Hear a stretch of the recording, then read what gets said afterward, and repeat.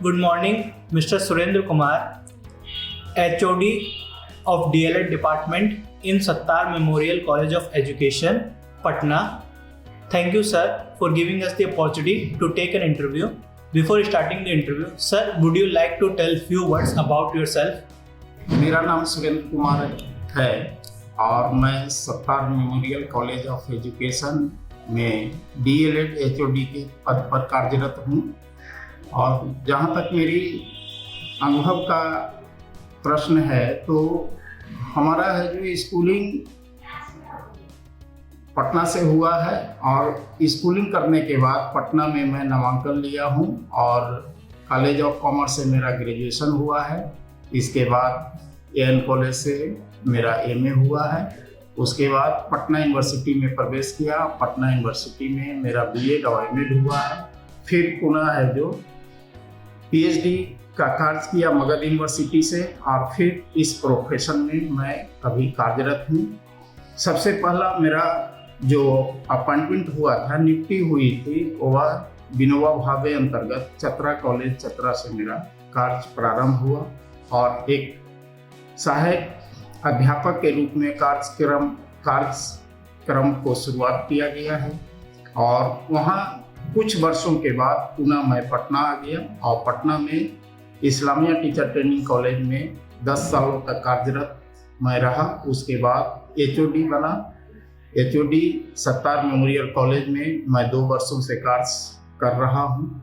और इतना ही नहीं, हमारा पूर्ण अनुभव करीब 13-14 वर्षों का है जो इस क्षेत्र में रहा है। और IGNOU से मैं जुड़ा हुआ हूँ कार्य काउंसलर के रूप में। MA एजुकेशन और BEd में काउंसलर रहा हूँ। उसके बाद कई प्रकाशन का काम किया हूँ। उसके साथ साथ कई जर्नल में भी मैं काम किया हूँ। हमारा यह उपलब्धि रहा है। और इतना ही नहीं, और कई क्षेत्रों में मेरा कार्य शुरू हुआ है और उस पर कार्य कर रहा हूँ। Thank you, sir. Thank you for your brief introduction.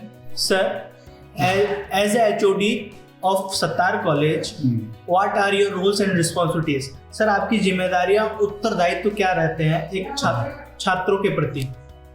हमारा सबसे पहले है कि HOD का क्या कार्य रहता है। तो हमारा सबसे पहला महत्वपूर्ण कार्य रहता है अपने विद्यालयों में एक स्वस्थ वातावरण का निर्माण करना। जो विद्यालय बच्चे आते हैं उसको सही रूप में उसको प्रशिक्षण देना ही नहीं, जिस उद्देश्य के लिए बच्चे आ रहे हैं उन उद्देश्यों के पूर्ति हेतु हमें हमेशा हम कार्यरत रहते हैं, प्रयासरत रहते हैं और सभी फैकल्टी और स्टूडेंट के बीच का कड़ी रहते हैं।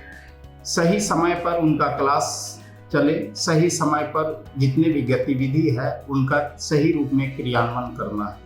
उतना ही नहीं, सही रास्ते या सही मार्ग को कैसे बच्चे चल सकते हैं इसके लिए हमेशा प्रेरित करते रहते हैं बच्चों को। शिक्षकों को क्या काम करना है, शिक्षकों के जिम्मेवारियां क्या हैं, उनको हमेशा हम तत्पर रहते हैं शिक्षकों की भूमिका को निभाने के लिए कि आपका अध्यापन का कार्य है तो सही रूप में अध्यापन आप करें।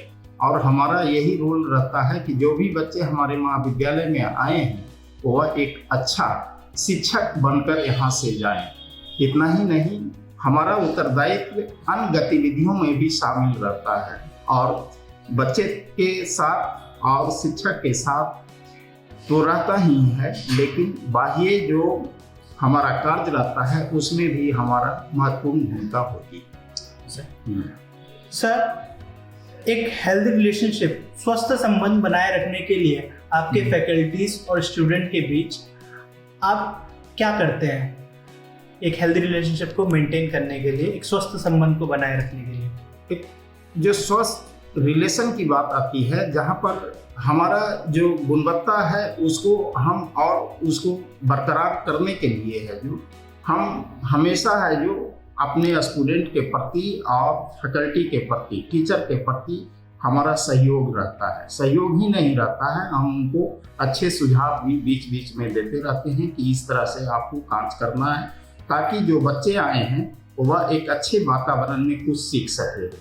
अच्छा वातावरण का निर्माण करना हमारा प्रयास रहता है। यहाँ हम चाहते हैं कि जो भी बच्चे आए वह एक अच्छे वातावरण में कुछ सीख सके, ताकि वह भविष्य में एक अच्छे शिक्षक बन सके। तो हमारा यही उद्देश्य रहता है।